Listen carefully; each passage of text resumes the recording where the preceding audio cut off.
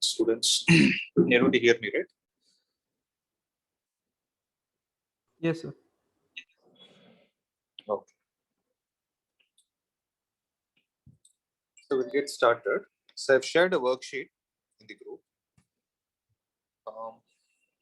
So today's topics of discussion are relations and functions and inverse trigonometric functions, right? So as we did for physics class, we'll start with some problems and we'll discuss the theory in between, okay? So yes, for relations and functions, I just want to explain certain basics, then we'll go to the problems. For inverse trigonometry, we'll do problems and then we'll discuss the basics, okay? So can someone tell me what is the difference between a relation and a function?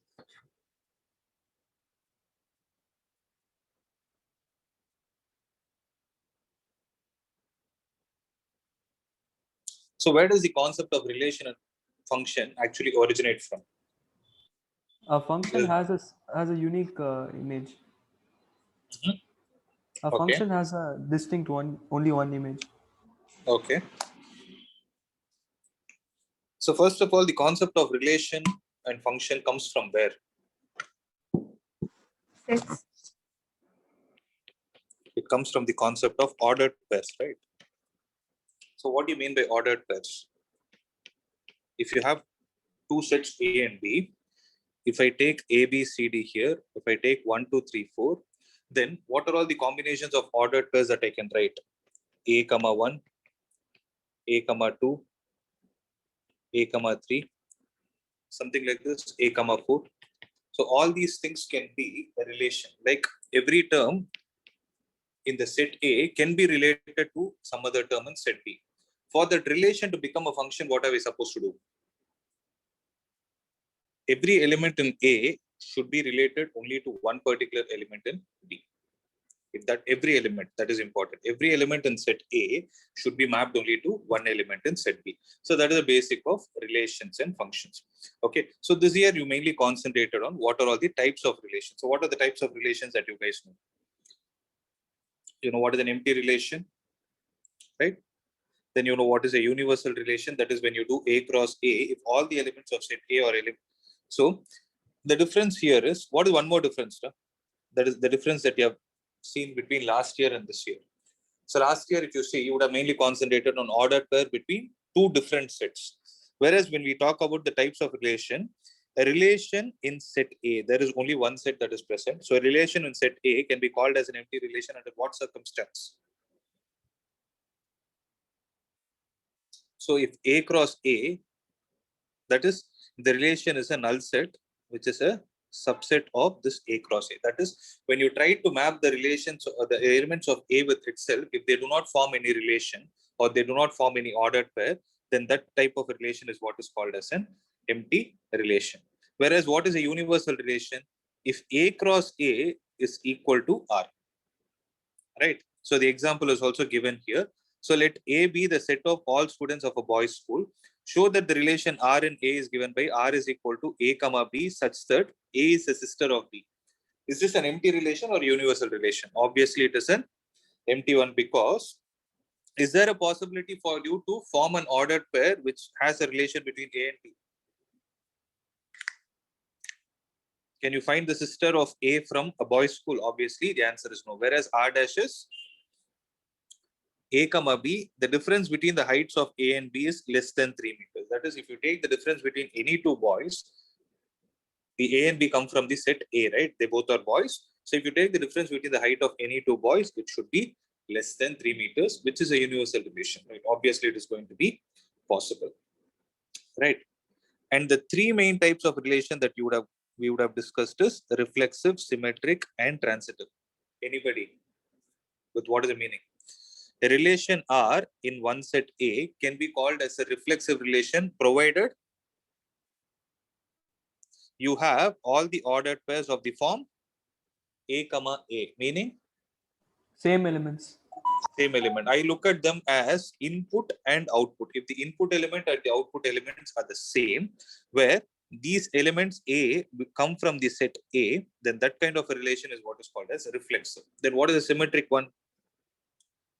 If you have two if you have an ordered pair A1 comma A2 which belongs to R, which implies A2 comma A1 also belongs to R, where A1 and A2 come from which set? They come from the same set A for which you're trying to form the relation. Then this is called as symmetric. Right? 1, 2, 2, 1 is symmetric. Then what is transitive? If A1 comma A2 belong to R and A2 comma A3 belong to R, and from this you are able to conclude that A1 comma A3 also belongs to R, then for all values of A1, A2 and A3 which come from the same set A, then this kind of a relation is called as a transitive. All these points you guys know, right? So with this basic, let's try to solve some problems. So first question. Let A be the set 1, 2, 3, then the number of relations containing 1, 2 and 1, 3 which are reflexive and symmetric but not transitive are. So how to solve this?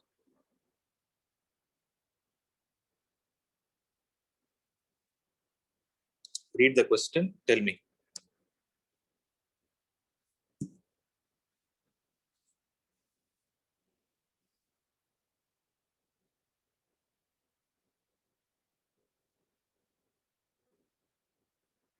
So the set A contains how many elements? 3 elements. So what is asked? The number of relations which contain 1, 2 and 1, 3 which are reflexive and symmetric but not transitive.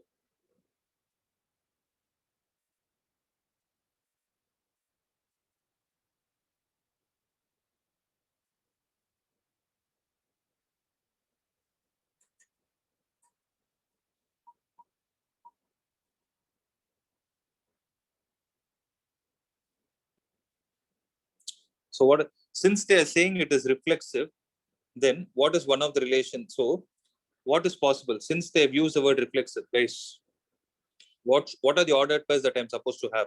What are all the ordered pair elements that are supposed to belong to the relation?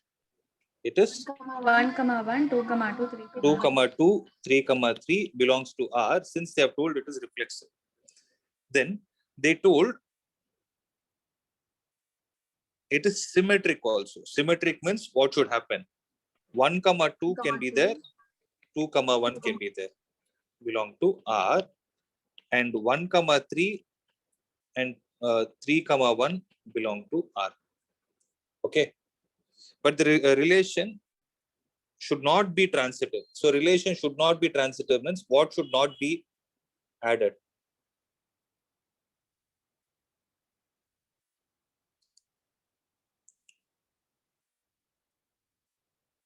So 1, 2 belongs to R. Then what about 2, 3?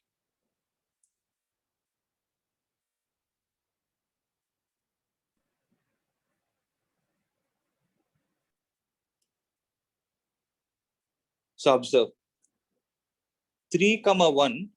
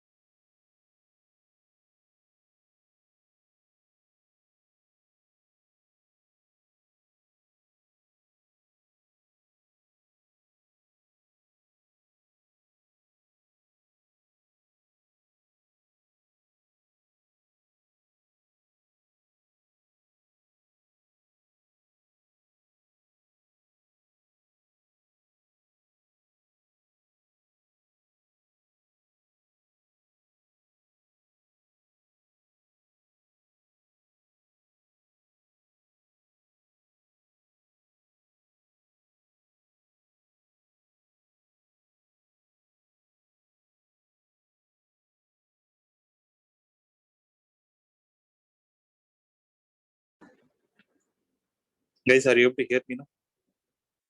Yes, sir. Yes, sir. When did the connection get cut?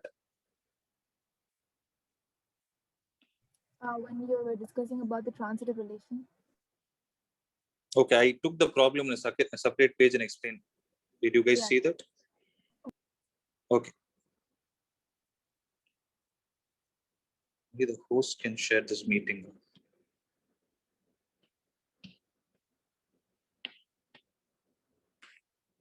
Listen. So actually, I thought you guys didn't respond. I thought it is tough, so I left that problem. I went to the third one. Okay, let's finish the third one, then we'll go to that later. Okay, since I didn't know the connection got lost. So let's look at the third one, okay? Because second one is based on inverse trigonometry. So A is ABCD. The set A contains the elements ABCD. Then the relation are A comma B, B comma A, and A comma A. On A is what?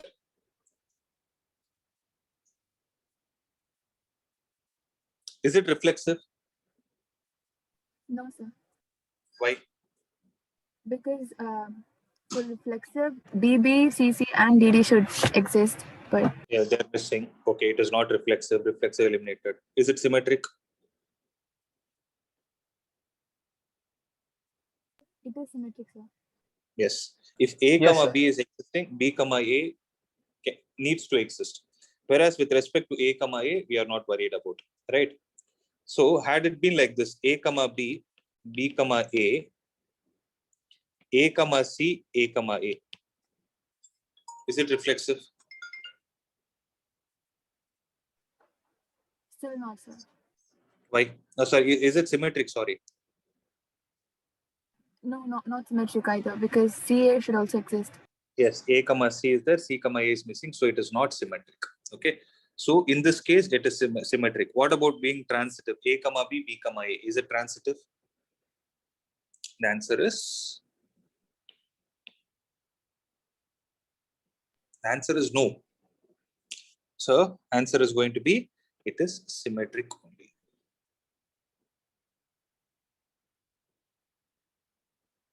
Okay. Next, fourth one. Guys, just a minute. Again, I'm getting a call.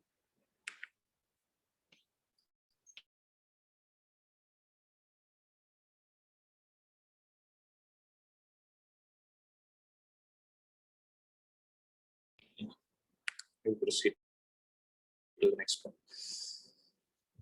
Let T be the set of all triangles in the Euclidean plane, and let a relation R on T be defined as the relation between A and B if A is congruent to A and A comma B belongs to T. Okay. So T belongs to, or T is what? T is the set of all triangles in the Euclidean plane. So is this an equivalence relation, neither reflexive nor symmetric, transitive nor symmetric, or reflexive but not transitive? So what the answer for this? Equivalent. How did you prove that? Because it is reflexive, symmetric, and transitive. So how did you say that? Can you give me examples? So for reflexive, the two same triangles are congruent. Okay. So for symmetric, if T1 is So you want me to congruent, take, I'll take three elements. Just a minute, guys. 1 minute. I'm getting a call.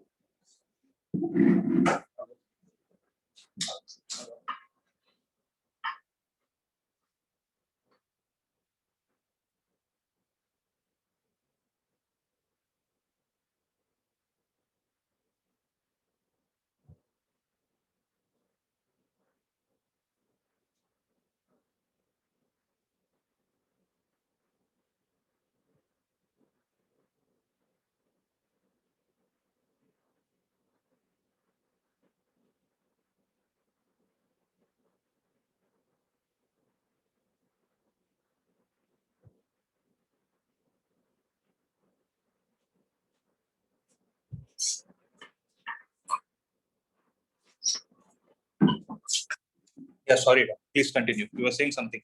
So T1, T2, T3 are three triangles which belong to the set T. Okay. You were saying something. So here the subject is about the congruency of triangles. Tell me. Someone was telling me, no? yes. Sir, Yeah, if tell me. T1 is congruent, T1 and T2 are congruent, then Okay. T2 and T1 are also congruent. Okay. Next. So it's symmetric. Okay. For transitive, if T1 and T2 are congruent and T2 and Okay. T3 are congruent, therefore Okay. T1 T1 and and T3 T3 congruent. will also be congruent, right? And similarly, T1 is congruent with itself. So it is reflexive. So it is an equivalence relation. That's good. Fifth one. Let n be the set of natural numbers and the function f belongs to natural numbers to natural number be defined in such a way that f of n is equal to 2n plus 3 for all values of n that belongs to the natural numbers. Then f is.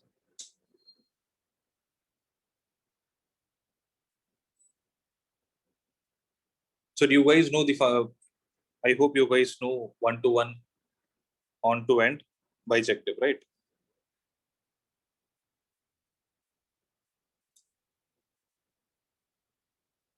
Is there anyone Yes, sir. having a doubt with it? Okay, just to recollect, tell me, when is a function said to be injective in nature?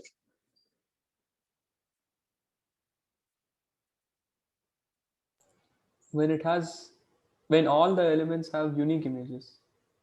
Okay, so what is the mathematical condition for it, for the function to be injective? F of x1 is equal to f of x2. So implies x1 is equal to x2. F of x1 should be equal to f of x2, provided x1 is equal to x2. That's right.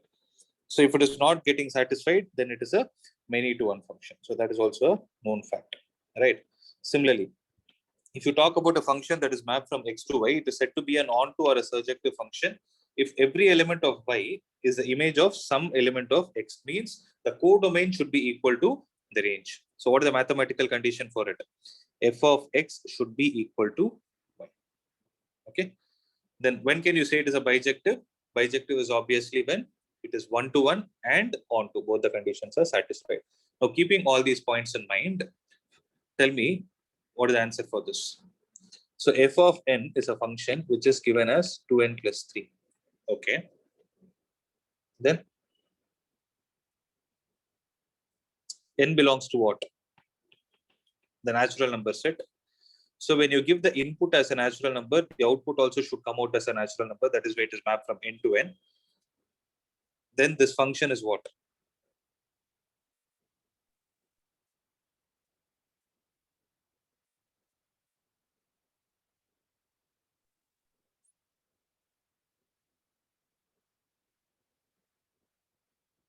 So how you test? Suppose this problem is given, how are you going to test? So the input set should be natural numbers. The output set also should be natural numbers, right? So let's try it in the reverse and see. What is f of 1? F of 1 is going to be 5. F of 2 is going to be 13. Sorry, f of 2 is 7, right? Yeah. F of 2 will be 7. It keeps on going like this. So when you give the input as a natural number, the output is also coming out as a natural number. Okay. So can I say that every input will have a unique output? Is it possible for you to generate 5 again by substituting any other natural number? Because it's a linear function. Is it possible? So every input is having a unique output. So can I call this as an injective function? That is, it is a one-to-one function. Yes or no? Yes, it is injective. Since there is bijective also given, our duty is to verify whether it is an onto function. So with respect to an onto function, what is supposed to happen? If the output is supposed to be 1, then what should be the input? That is 2n plus 3 if it is equal to 1. If I take this as 1, okay, which is nothing but f of n, my work is to find out what is the natural number that I need to substitute it here so that it gives me an output as 1. So 2n plus 3 is equal to 2n plus 2n is minus 2. Then what will be the value of n? N will be minus 1. So from this, tell me, does this 1 have a pre-image here? No, sir. Similarly, 2 is also not going. Let's check. 2 will it have? So since at least one of the elements is not having a pre-image, it is definitely not going to be an onto function. So the answer is injective. Guys, tell me one thing: are you clear, or you already know the answer? That's why you're not answering. Because I thought we'll have a discussion session. It's like I'm continuously speaking. Are you guys able to understand? Yes, sir. Yes, Okay. sir. So I want some response. Okay. Next. So if the relation on set A is 1 to 3 is defined as R is equal to 1, 2, then R is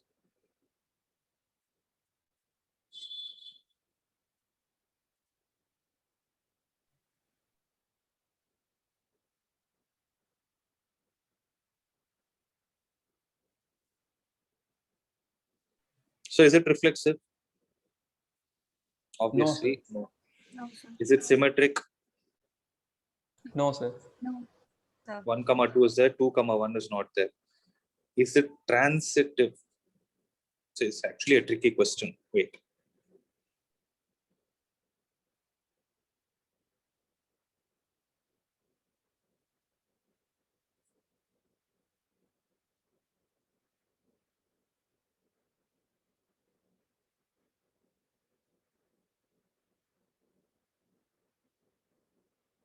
It should not be transitive also.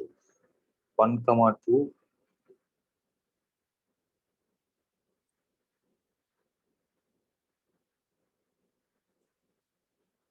This question actually doesn't make sense. So it is not reflexive, symmetric, or transitive, right? It is not transitive also because we don't have the other elements. No? 1, 2 means what is the other element that you should have? For you to get back 1, 2, what are all possible relations you can write? 1, 2 you can write. If I say 1, 2 belongs to R, again 1, 2 belongs to R, that doesn't make sense. No, it is actually not a valid question. Next, 8th one. So R is equal to A, B, B, C, C, and A, B, a relation on set A, B, C, then R is only one answer. Reflexive. Reflexive. That's it. So the function f is mapped from R to R, be a function that f of x is equal to x square minus 8 divided by x square plus 2, then f is what?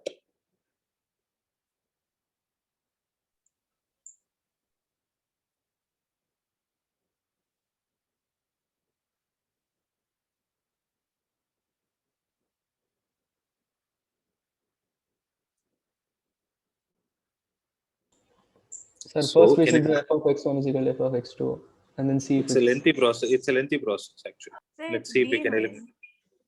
Why? Is it one-to-one function but not onto? How do you say that it is not onto? So because for every value of y, we don't have a value of x. What is the value of y for which you don't have? How will you prove that the value that this is the value of y for which you don't have x? How will you? What are the steps that you are going to follow? Suppose this problem comes for 3 marks. It comes as a 3-mark problem. How are you going to solve this?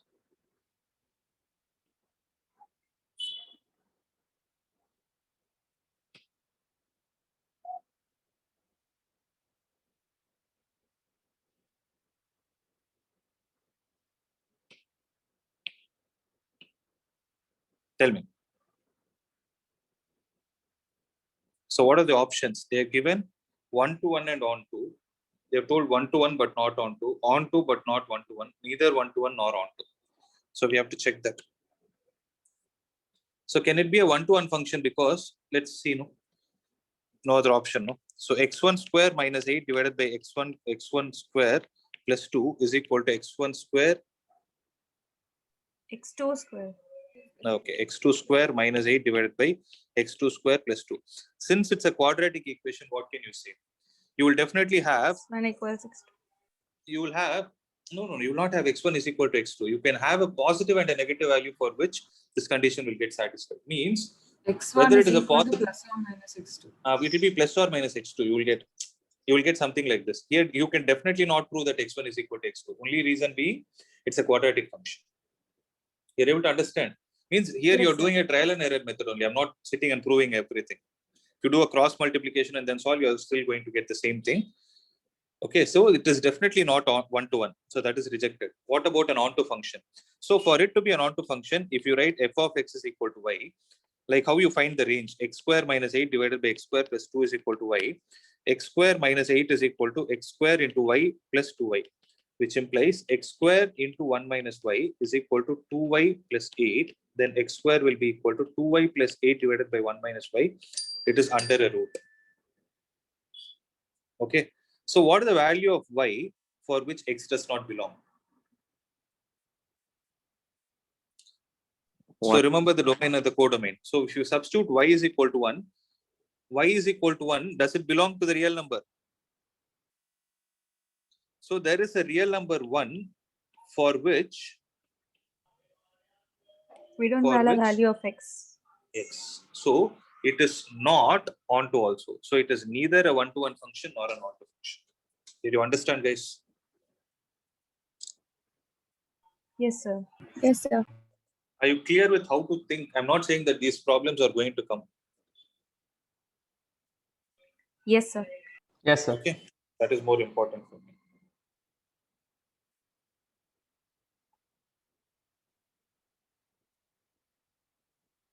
One minute. Huh?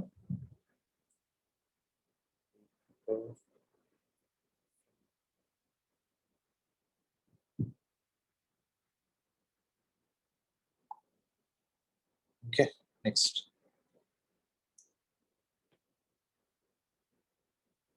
Okay. Now let's try to concentrate on some domain and other concepts. The domain and those problems will not come, but you need to know to solve the inverse trigonometric functions.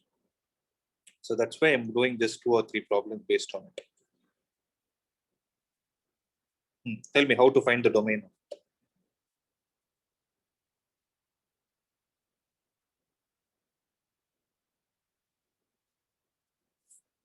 So f of x is equal to root of x minus 1 divided by x minus 4. So domain means what? It is a set of all input values for which the output is defined. Output is a valid number. Right? It's a finite number, I can say that. So what are all the values of x that you can substitute such that f of x is a finite number? 1, 2, and 3. But you have to prove it later. How did you say 1, 2, and 3? If I substitute 2, this will become negative. How is it 1, 2, 3?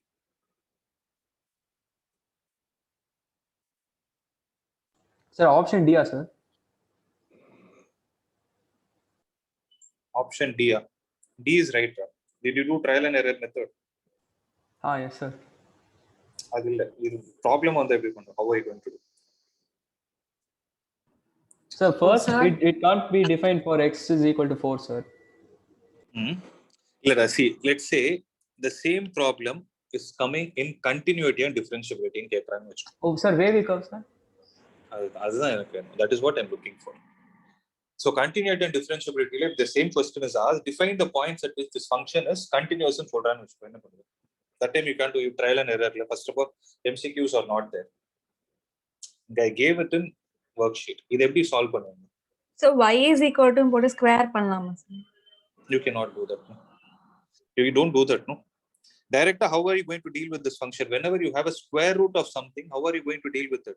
So x minus 1 by x minus 4 will always be greater than 0. Greater than 0.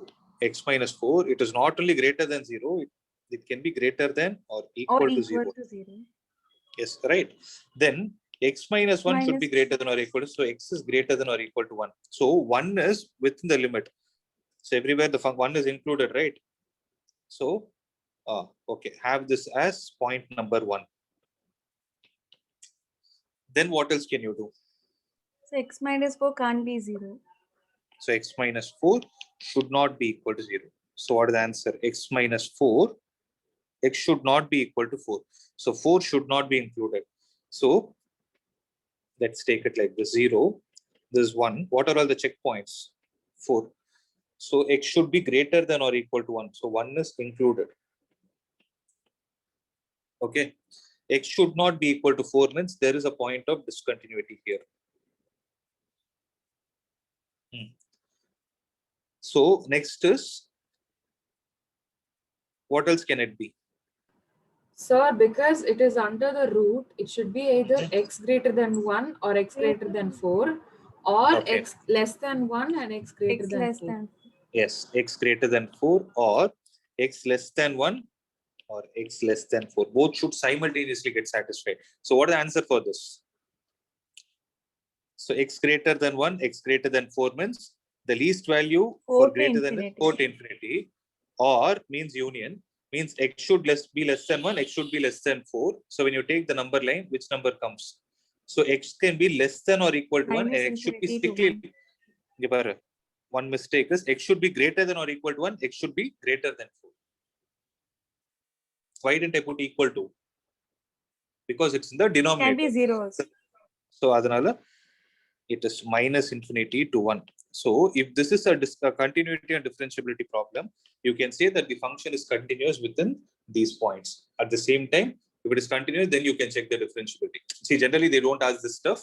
If at all it comes, you can think in that process. That is what I'm trying to say. Right, 1 is included. So that's the answer.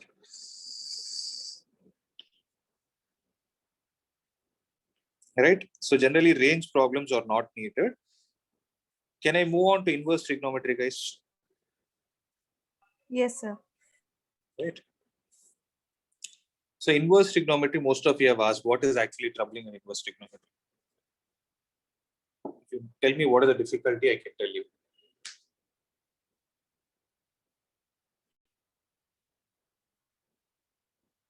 Shall I do problems directly?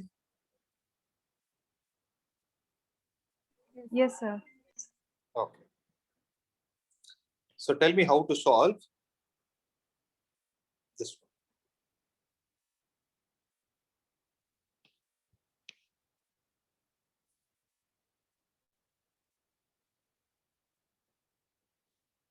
So if f of x is equal to cos inverse of 3x minus 1, then find the domain of f of x. How to do?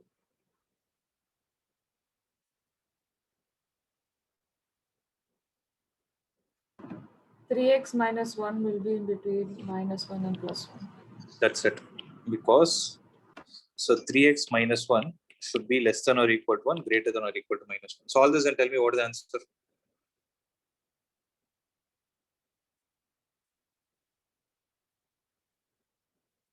Sir, C, sir. C is right. Is everybody able to solve? So 3x minus 1 should be greater than or equal to -1. 3x minus 1 should be greater than or equal to 0. So x should be greater than or equal to 0. Similarly, 3x minus 1 should be less than or equal to 1. 3x should be less than or equal to 2. X should be less than or equal to 2 by 3. So 0 to 2 by 3 is the answer. That's right. Next.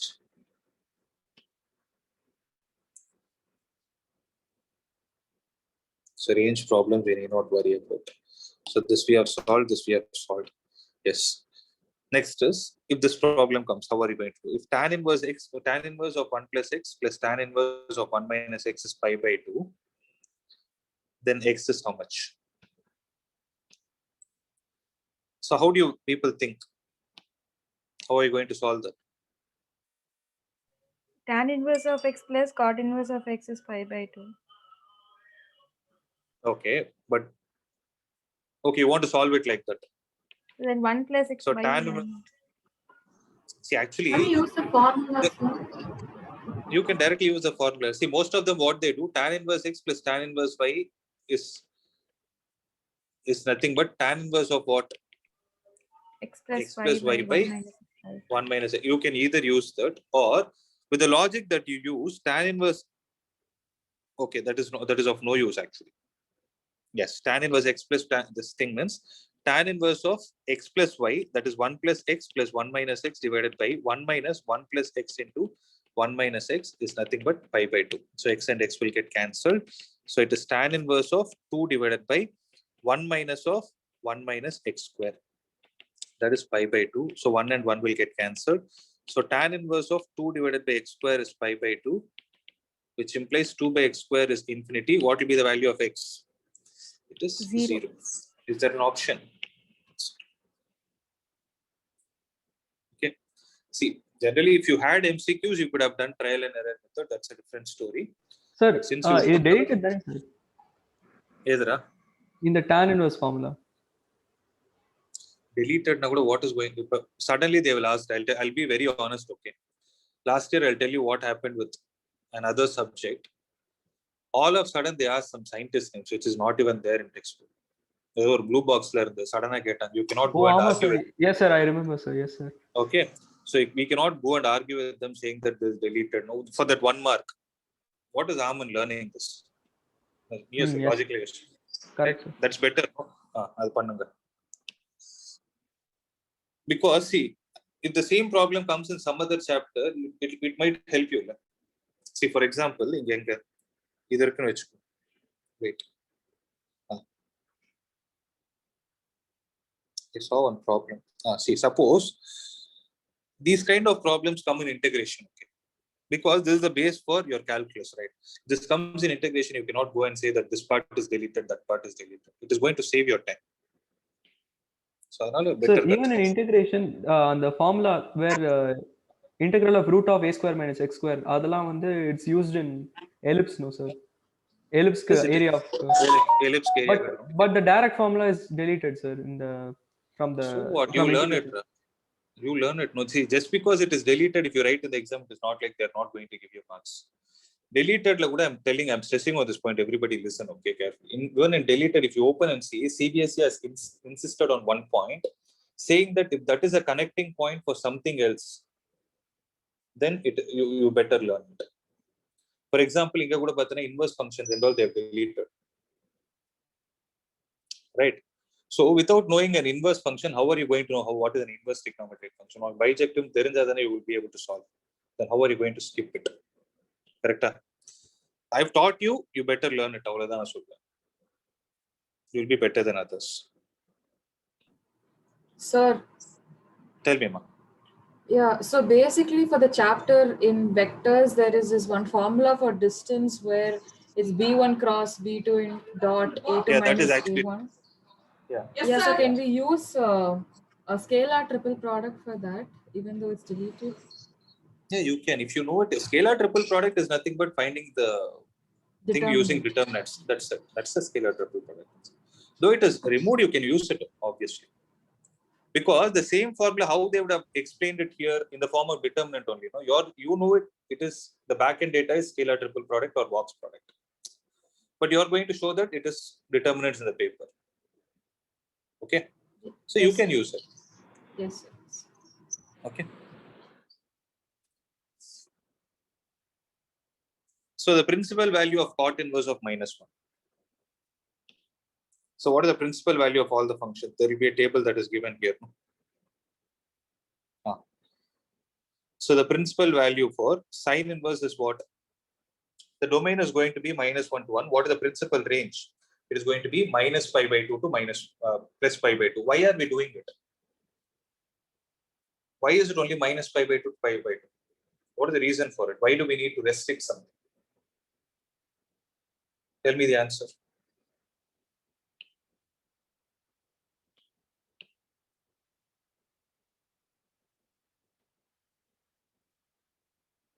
Anybody? Just now I told you, no? Sir, those are the least values for which sine is -1 and sine is +1. Yeah, this. So they just repeated again. Repeated like a curve. Sorry? It's going to be keep on repeating like a curve. It will repeat. If it is repeating, what will happen? The values will be the same for every alternate cycle.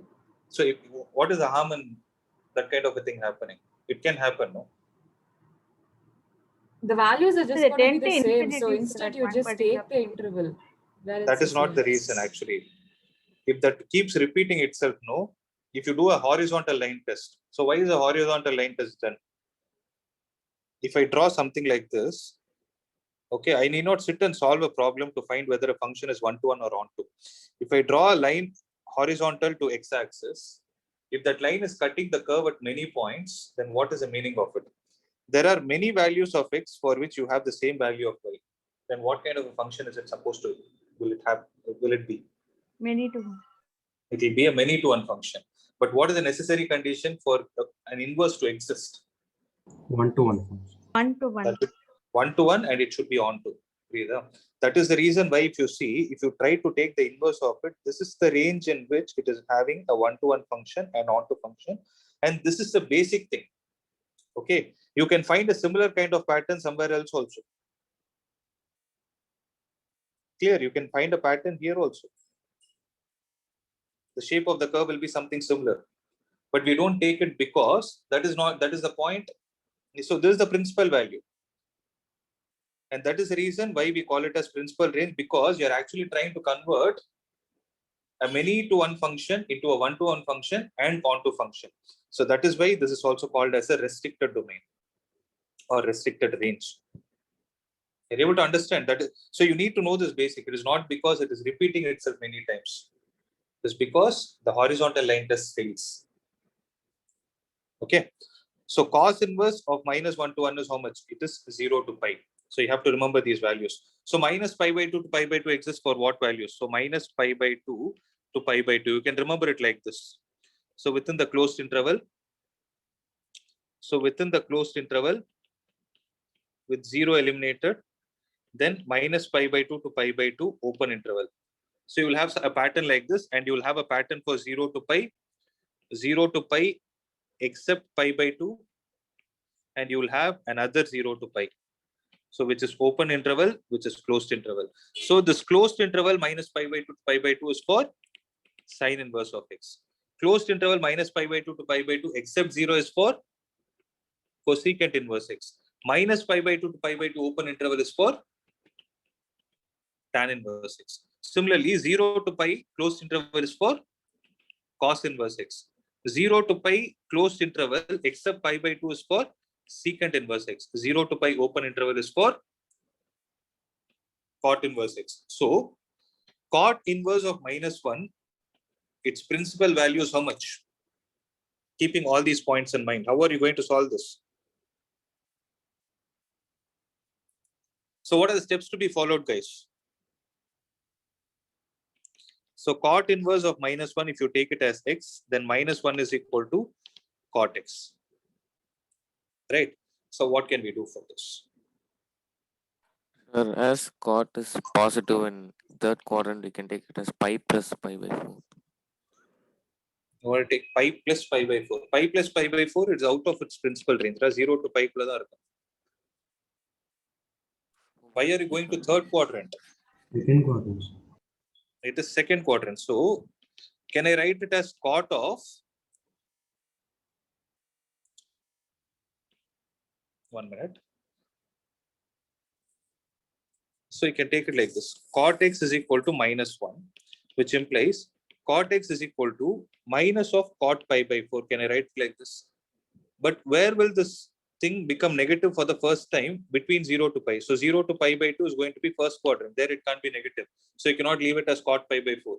So rather you have to write it as cot of pi minus pi by 4. That is cot x. So what is going to be the answer? X will be 3 pi by 4. 3 pi by 4 is obviously between 0 to pi. That is the answer. Right? So with the same logic, think how to do the next problem. Tell me what is the answer for this.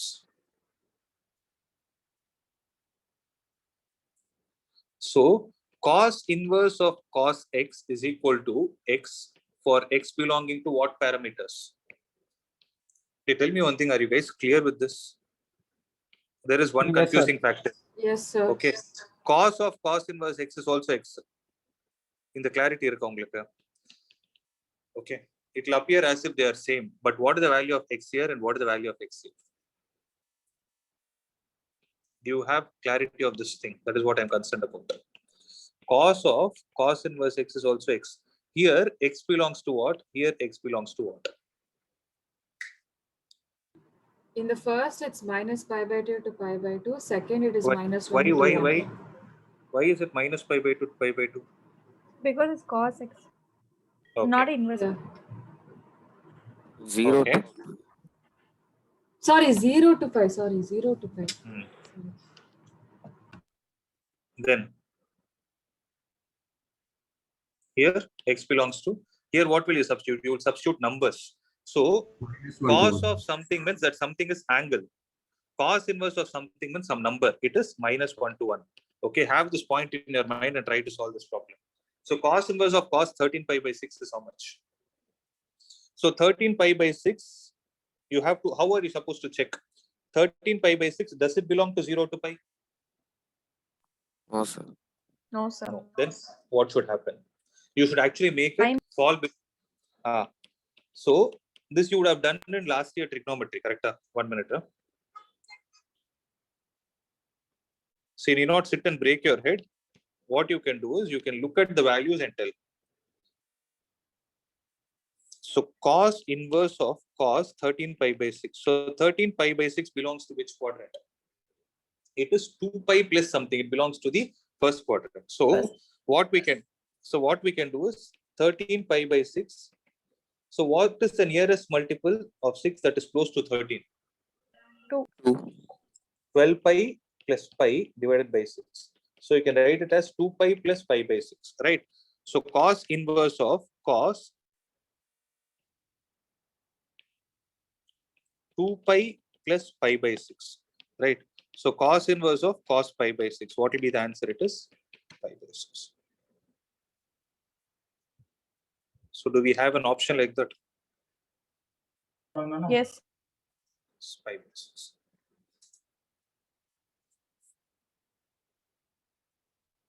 Right. Similarly, tan inverse of x is equal to pi by 10 for some value of x that belongs to R, then the value of cot inverse of x is.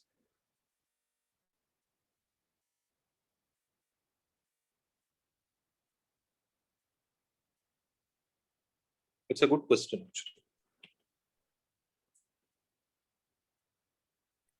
2 pi by 5. How did you get that? Tan inverse x plus cot inverse x equal to pi by 2. Very good. So whenever tan inverse x is given, you can, and cot inverse x is asked, you can use this identity. Tan inverse x plus cot inverse of x is equal to pi by 2. So pi by 10 plus pi by 2 is equal to pi by, sorry. Correct only, is equal to pi by 2 plus cot inverse x, sorry. So how much are you getting? The pi by 2 minus pi by 10? 2 pi by 5. 10. Okay. 2 pi by 20. So it is going to be 8 pi by 20. It is 2 pi by 5.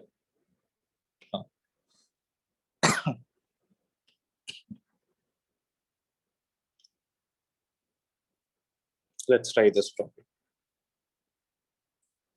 See, if you guys go through the video that I've uploaded when I explained this concept for the first time, if you see, I would have told you certain ideas also what you can use, when to use that half angle property and all those things. Do you guys remember that?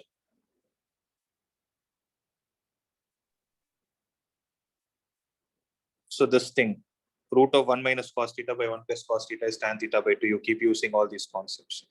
So the value of expression of tan of half into cos inverse of 2 by root 5 is. So whenever they say the value of expression or simplify something, they are expecting the final output. Okay, means you have to find what is tan of the so-called angle. How are you going to do that? You will be able to eliminate this. You will be able to eliminate this tan and get the value, provided what you get inside. Tan What I inverse suppose of you need to get tan inverse of something, but you have half of cos inverse of 2 by root 5. So what can we do? You can take cos inverse of 2 by root 5 as theta. Correct? So what is cos theta? 2 by root 5. So cos theta will be 2 by root 5. With this, what can we do?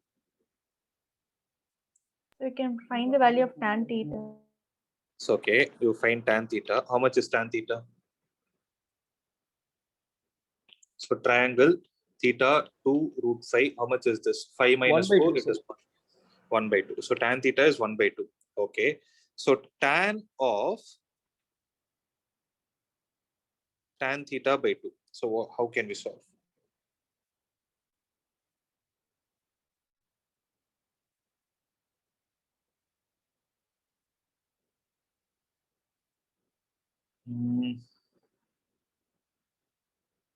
So this will be theta will be equal to tan inverse of 1 by root 2.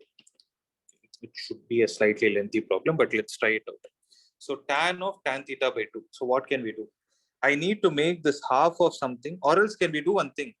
Why don't we take half of cos inverse of 2 by root 5 as theta and solve? So cos inverse of 2 by root 5 is equal to 2 theta. So 2 by root 5 is equal to cos 2 theta. So what is that? What is expected? Then they're expecting tan theta. So what is cos 2 theta? It is 1 minus tan square theta by 1 plus tan square theta. Guys, am I clear? Yes, sir. Yes, sir. Okay, so I thought this will go lengthy, so I changed it. So consider half of cos inverse of 2 by root 5 as theta. Okay, now we'll solve it. So root 5 minus root 5 times tan square theta is equal to 2 plus 2 tan square theta. So root 5 minus 2 is equal to 2 plus root 5 times tan square theta. Then what is tan theta? Root 5 minus 2 divided by root 5 plus 2 under a root. So what will you have? Root 5 minus 2 the whole square divided by 1. I rationalized this. I hope you guys understood. So it is nothing but root 5 minus 2. Is there an option like this? Guys, did you understand what I did? Yes, sir. Right?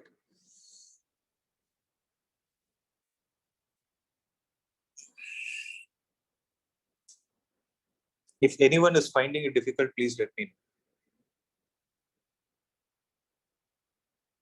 Yes, sir. Okay.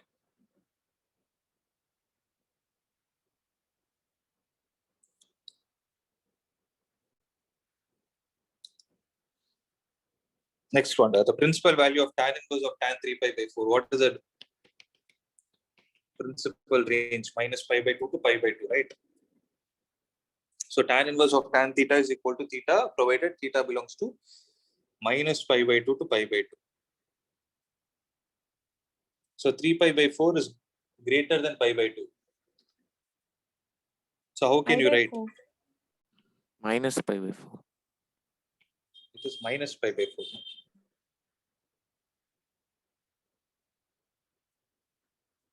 So this is 16th, right? Okay. So you can write it as tan inverse of tan 3 pi by 4 can be written as pi minus pi by 4. Guys, I hope you know how to write this thing, right? When to think pi minus and when to think pi plus. Is there anyone having confusion in that factor? No, sir. Okay. So tan inverse of tan of pi minus pi by 4 belongs to second quadrant. It is minus tan pi by 4. See, minus tan pi by 4 is some value, right? Now tell me, what is this property? Tan inverse of minus x is minus tan inverse x. We know this property, right? So when that is the case, this will be minus tan inverse of tan pi by 4. Now forget about minus sign.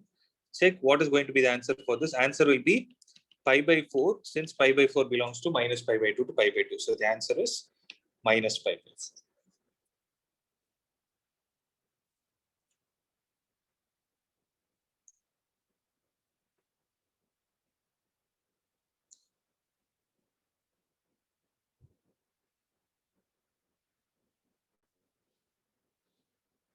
Shall I move on to the next one? Yes, sir. Okay. This should also be a slightly tricky problem. Let's try this out. If alpha is equal to tan inverse of root 3x divided by 2y minus x and beta is equal to tan inverse of 2x minus y by root 3y, then alpha minus beta is how much? Alpha minus beta means they're asking tan inverse of this whole thing, root 3x divided by 2y minus x minus tan inverse of 2x minus y by root 3y. So that's nothing but tan inverse of what? Root 3x by 2y minus x minus 2x minus y by root 3y. The whole divided by what, guys? 1 plus root 3x by 2y minus x into 2x minus y by root 3y. Very good. So root 3 are gone. So tan inverse of what are we going to get? It is 3xy minus 4xy minus 2y square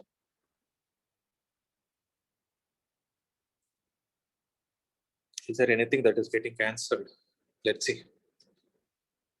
Minus 2y square.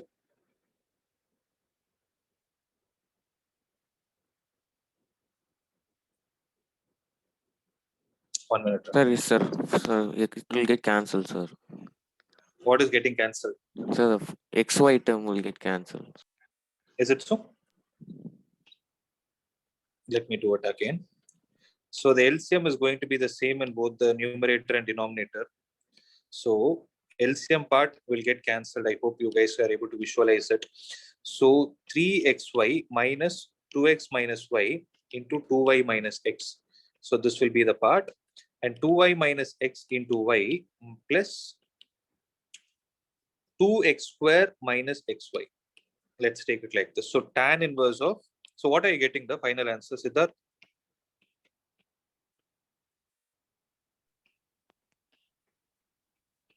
So I think it doesn't cancel, sir, because I didn't notice the minus. Okay. Let's see. No? If it is not getting cancelled, it is difficult to solve. Because the answer is directly pi by 3, pi by 6 means you should actually get some finite value. But this is the approach. There is no other approach. Let's try out and see. So tan inverse of, then there should be something missing in the question. xy plus 4x square plus 4y square minus xy, the whole divided by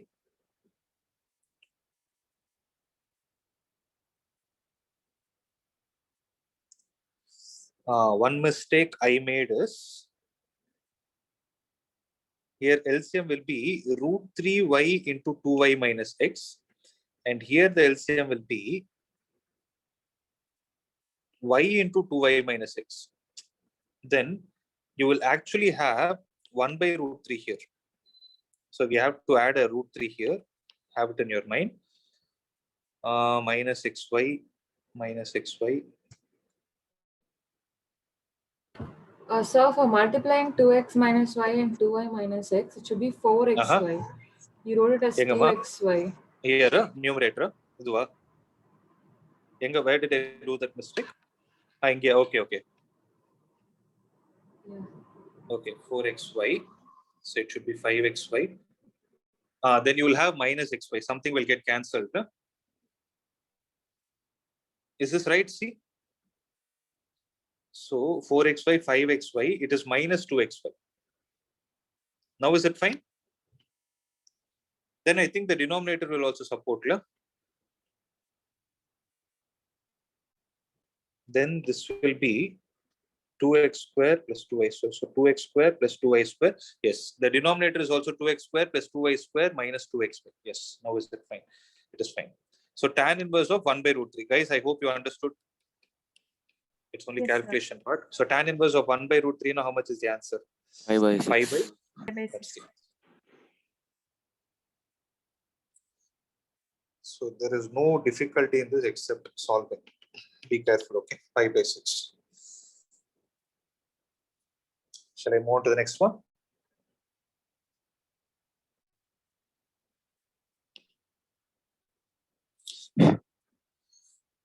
Tan inverse of minus 1 plus cos inverse of minus 1 by root 2. So tan inverse of minus 1 means it is minus tan inverse of 1 plus cos inverse of minus 1 by root 2. Can someone tell me what is cos inverse of minus x? Pi minus cos inverse. Pi minus Very cos. good. Pi minus cos inverse x. So plus pi minus cos inverse of 1 by root 2.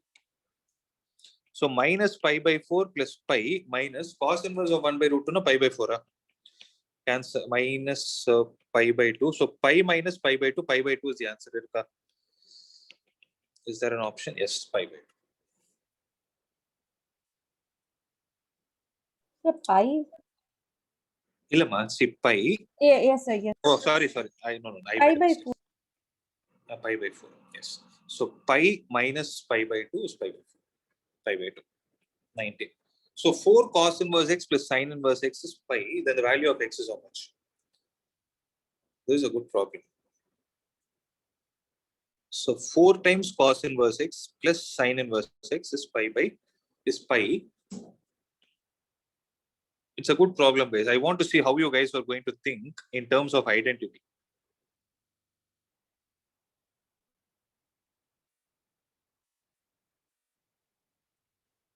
This problem comes. How are you going to solve it? So 3 cos inverse of x is equal to pi by 2. Okay. So it's up to you. Suppose you don't get an idea, okay? So wherever you see this cos inverse x plus sin inverse x, all those things, irrespective of the coefficient of those values, the inverse trigonometric values, you try to use the identities. Cos inverse x plus sin inverse x is pi by 2. So you subtract both, you will get 3 cos inverse x is equal to pi by 2. So cos inverse x is equal to pi by 6. Then what is the value of x? Cos pi by 6, which is Root 3 by root 3 by 2. So 3 by 2. It's a good problem. Actually, it is root 3 by 2.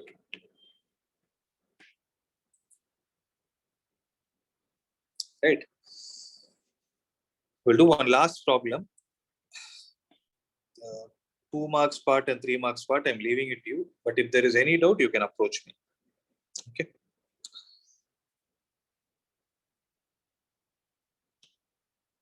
Copy. Pi by 3 minus sine inverse of minus half. So sine inverse of minus x minus sine inverse of x. So pi by 3 plus sine inverse of half. Sine inverse of half is pi by 6. So pi by 6 plus pi by 3 is pi by 2.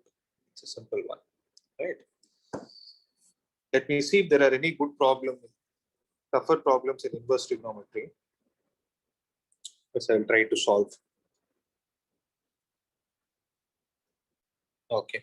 So let's discuss the ideas alone. Okay. Tell me. So show that 2 tan inverse of minus 3 is equal to minus pi by 2 plus tan inverse of minus 4 by 3. What is the hint?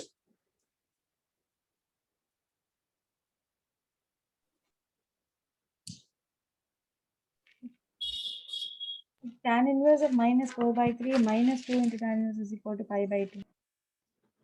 Tell me, repeat it. So rearranging the problem, sir. What will you Keeping one side pi by 2 and the next side, the other side taking But all the tan you inverse. can't rearrange. No, it is say they would show that they didn't give it as an equation for you to solve. Show that then a solution. You cannot rearrange it. So we can use the 2 tan inverse x formula. Yes, you can use 2 tan inverse x formula. So tan inverse of 2x by 1 1 minus x square. 1 minus. Use that formula, you solve it, you might get this. Okay, you try it out. If you don't get, let me know. Okay, that is for the 26th one. So 27th, shall we try 27th? Let's try and Yes, see. sir. When I don't know if it is tough or easy. Let me see what we can do.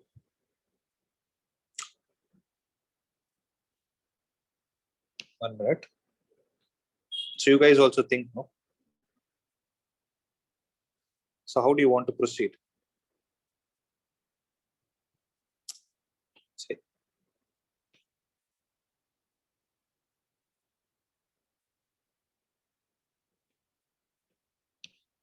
This. So y is equal to cot inverse of root cos x minus tan inverse of root cos x. So prove that is sin y is equal to tan square x by 2. Very good problem. So just now I told you something, right? If you have a combination of sin inverse and cos inverse, cot inverse and tan inverse, what are we supposed to do? Think in terms of their identities, right? I'm trying the problem in a different way. Okay, let this be a lesson. Let's try it out. So cot inverse of root cos x minus tan inverse of root cos x. Okay. Now, can I write cot inverse of root cos x plus tan inverse of root cos x as pi by 2? Guys, does this make sense? Yes, sir. Yes, sir. So what we can do is we can add both, so that we are eliminating one of the inverse trigonometric functions. So 2 times cot inverse of root cos x is equal to pi by 2 plus y. So this 2 goes to the other side, pi by 4 plus y by 2. So root of cos x is equal to cot of pi by 4 plus y by 2. So instead of getting cot, what we can actually do is subtract both. So I'm more comfortable with tan. So cot of a plus b, cot of a minus b will give cot a cot b minus 1 by 1 plus cot a plus cot b. It will be something in the reverse. So what we can do is we'll subtract both and see. So 2 minus 1, if I do, what will we get?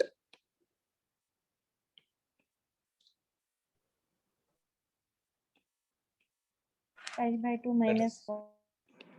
Tan inverse of root cos x, tan inverse of root cos x. So 2 times tan inverse of root cos x will be equal to pi by 2 minus y. I think this is more comfortable, right?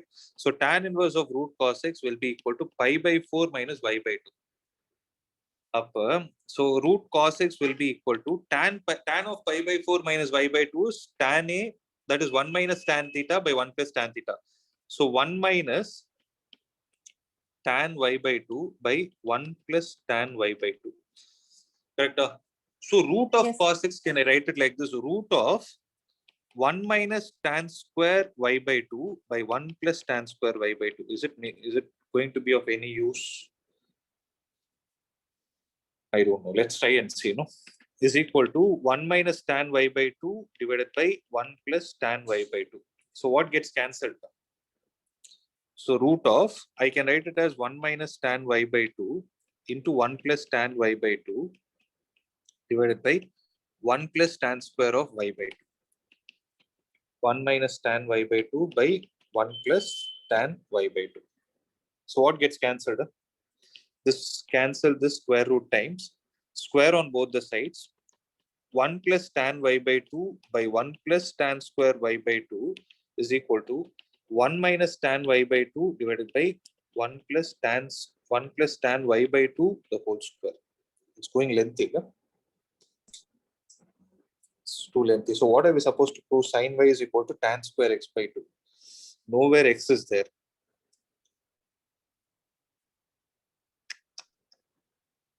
Is there any other way we can solve this problem?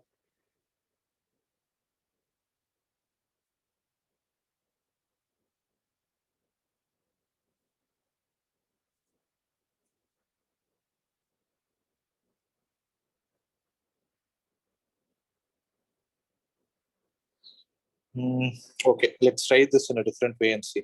So, So root y, cos x should be 1 plus tan square x by 2, sir. But you took y in the formula, sir. okay. That is there, but is it solving our purpose? Do you think it is going to be easy? Shall No, we sir. try and see? It's going lengthy, no? Sir, what if we convert everything into tan, sir? In terms of tan.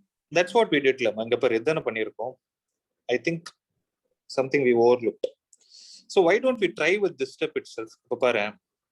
See, what I'm able to understand is, since they're asking sin y and left hand side can other tan square x by 2. So let me look at this step. I'm eliminating all these steps. It's waste. It's going lengthy. Okay. So forget other steps.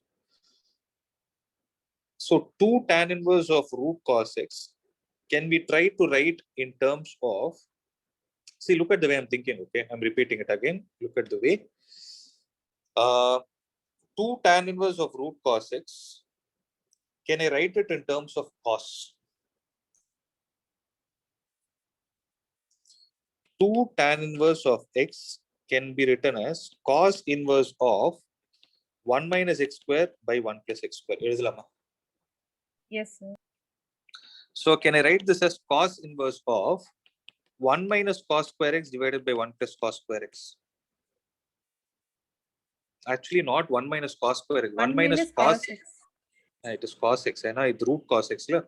1 minus cos x divided by 1 plus cos x is pi by 2 minus y. So cos will go to the other side. Cos of pi by 2 minus pi. Sin y on the square. See. So 1 minus cos x by 1 plus cos x is sin y. So So then 1 we can minus use cos the x. half angle form. All of that. 2. Is it not 2 sin square x by 2 by 2 cos square x by 2? This will be sin y. I think we got it right. That is tan square x by 2. Sorry, Yes, correct? sir. That's the answer. It's a good problem actually. I suggest you guys to try these kind of problems so that you can think better.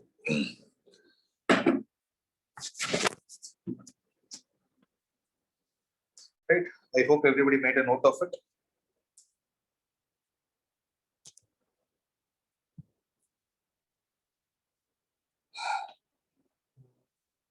These are good. Other things I think you can solve it. This you can solve not tan inverse of cos x by 1 plus sin x. So wherever 1 plus sin x comes, what is the rule? Half and So you write it as sin square x plus 2 plus cos square x plus 2, sorry, x by 2 plus 2 sin x by 2 cos x by 2. Correct? You can write it like this and write it out. That will give you the answer as pi by 4. So pi by 4 minus x by 2 appear. Remember, if I take tan on the other side, right, had I taken tan on the other side, then it would have been 1 minus tan x by 2 by 1 plus tan x by 2. 1 minus tan x by 2 plus 1 plus tan x by 2 is what is actually tan of pi by 4 minus x by 2. So tan inverse of tan of pi by 4 minus x by 2 is what you're supposed to get. So you should get this whole thing as tan of pi by 4 minus x by 2. So you have no other option, you have to use half angle form. So I hope you guys will try it, no? So cos x you can write as cos square x by 2 minus sin square x by 2. And 1 plus sin x can be written as cos x by 2 plus sin x by 2 the whole square. So things will get cancelled. Divide with cos on both the sides. Numerator and denominator you will get it. Similar is the case with this. Right. I think others you can try it. If there is any doubt, let me know. Okay. So we'll wind up with this.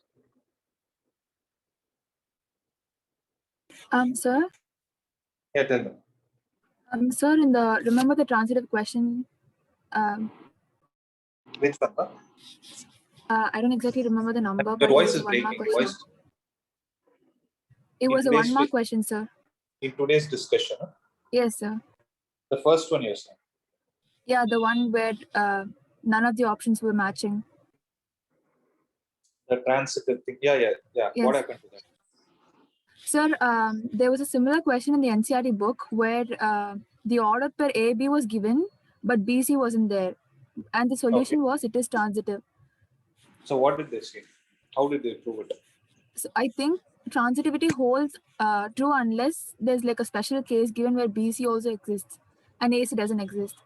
Only in that Did they case, give it like that? it is not. Let me check it, okay? You send me the problem, let me check. Okay, sir. If that is the case, I will Yes, sir. record a video and send it to you guys. Okay, sir. Okay. I'll analyze it and send it to you. Yes, sir. That's it, guys. Can you wind up? Thank you, sir. Thank you, sir. Okay, sir. See you guys. Thank you, sir.